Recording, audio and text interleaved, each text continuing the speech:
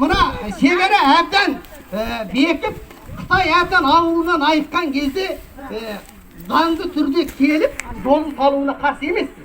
Оған дейін ақылы беруімізге де болады. Мысалы, Қытайда қазір халықты қамақ қойып, өз-өз үйінде. Қырық адам қайтсын. Сонда Қытайдың өзі сондай сақтанып отырғанда, біз де енді сақтануымыз керек қой, іргеде отыруымыз. Сонда ол Қытай неге керек? Сонда мына халық қайтқанда не? Ана 42 адамды кетіруге сөз беріңіз. Қайтсын, дұрыс айтады. Неше күн ішінде 42 адамды кетіресіз, соған сөз беріңіз. Одан мына халықтың комиссия болсын. Осыны анықтап тұрсын. Комиссия болсын. Халықтың комиссия болсын. Шекарадан өзі Қытай кірмеуіне кепілдік берілсін. Біздің енді халықтың талабы да осы.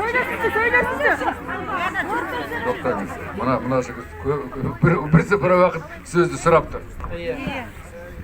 Ол мына келген жаңағы 40 Қытай 3 күннің ішінде кетсін. Бізге керек жоқ ол. Дұрыс. Дұрыс кетсін, бір күннің ішінде кетсін, әйтпесе өзіміз шығарамыз оны. Дұрыс. Дұрыс айтасыз. Дұрыс.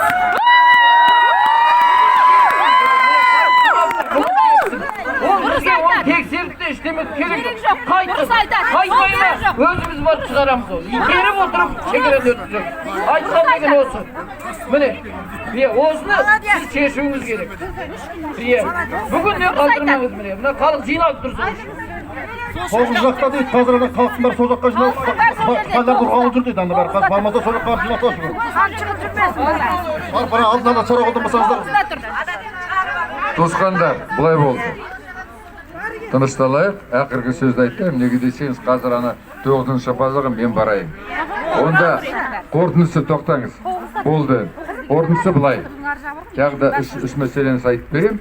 Осымен тынышталайық. Неге десеңіз, ана жақта халық жинаған жанжал болса өте ұят болады бізге. Керек жоқ. Біз енді біліп тұрмыз ғой.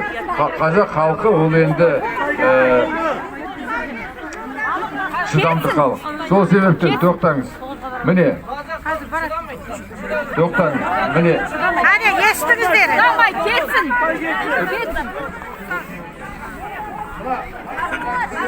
Мен Зайсан ауданы мәслихатының депутаты сайланып қабылдамын. Енді танымайтындарыңызға айтып тұрмын. Енді мына өкіметтің жаңа шығарған немесі бар. 3 бөлек бөліпті. Өзіміздің азаматтарды мысалы қабылдауға, стационарлық жатқызуға. Бұл енді бізге ұнай ма, ұнамай ма, біз өзіміздің азаматтарымызды қабылдауымыз керек.